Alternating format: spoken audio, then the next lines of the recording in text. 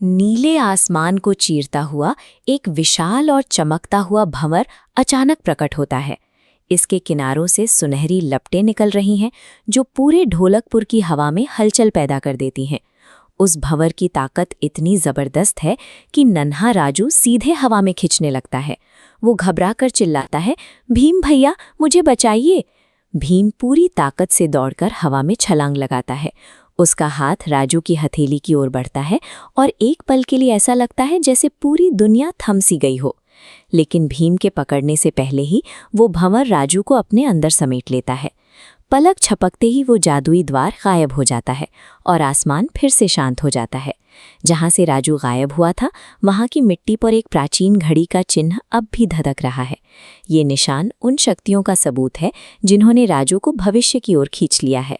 राजू का गायब होना एक ऐसी गुत्थी बन गया है जिसे सुलझाने के लिए भीम को उन अनजान रास्तों पर जाना होगा जहां आज तक कोई नहीं गया।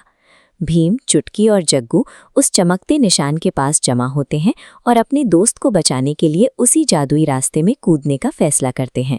वे एक ऐसी सुरंग में हैं जहां उनके चारों ओर से सदियां गुजर रही हैं। कहीं पुराने राजाओं के महल दिख रहे हैं तो कहीं आने वाले कल की अजीब मशीनें। वे एक ऐसे क्षेत्र में पहुंच चुके हैं जहां सूरज और चांद का कोई मोल नहीं है। यहां सिर्फ समय की अपनी एक अलग ही गति है। सुरंग के दूसरे छोर पर जब वे अपनी आंखें खोलते हैं तो उन्हें चारों ओर सिर्फ धूल और सन्नाटा मिलता है। ठंडी हवा के झोंके एक वीरान दुनिया का एहसास कराते हैं। ढोलकपुर का वो आलीशान महल अब मलबे के ढेर में बदल चुका है। हरे भरे पेड़ों की जगह अब सिर्फ काली और सूखी टहनियां बची हैं। चुटकी सहमकर टूटी हुई दीवारों को देखती है। ये भविष्य का वो मंजर है जहां खुशियों का नामो निशान तक मिट गया है। अचानक एक भारी और डरावनी गूंज खंडहरों से टकराती है। एक साया अंधेरे से निकलकर सामने आता है जिसकी आंखें समय की आग की तरह जल रही हैं। ये बर्बादी उसी की करतूत है। अगर उसे आज नहीं रोका गया तो ढोलकपुर का अंत इसी तरह के सन्नाटे में होगा। वो दुष्ट राजा भीम को बताता है कि उसने समय के पहिए को बीच में ही रोक दिया है ताकि वो हमेशा के लिए इस दुनिया पर राज कर सके। उसने समय की धारा को काली ऊर्जा की जंजीरों से जकड़ दिया है जो कल को रोक रही है। संतुलन बिगड़ गया है। चक्र रुकने से वर्तमान की ऊर्जा खत्म हो रही है और भविष्य अंतहीन रात बन रहा है। राजू को लोहे की जंजीरों में बंधा देख भीम की मुट्ठियां भिंच जाती हैं। वो समझ जाता है कि इस तबाही को खत्म करने का वक्त आ गया है।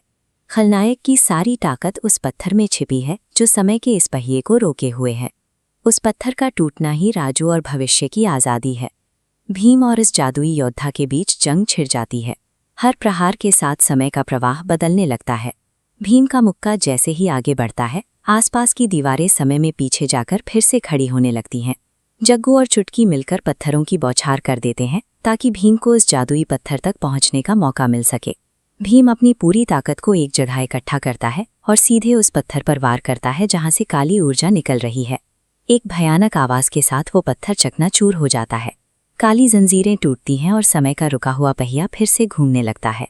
उस पत्थर के बिखरते ही खलनायक की सारी शक्ति धुएं में बदल जाती है और वो भविष्य का अंधेरा भी छटने लगता है।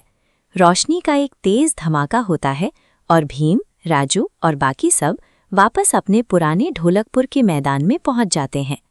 राजू मुस्कुराते हुए अपने दोस्तों से लिपट जाता है।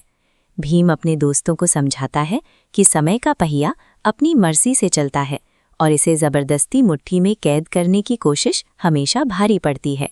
बीते हुए कल को बदला नहीं जा सकता और आने वाले कल को रोका नहीं जा सकता। आज में जीना और अपनों का साथ देना ही सबसे बड़ी जीत है।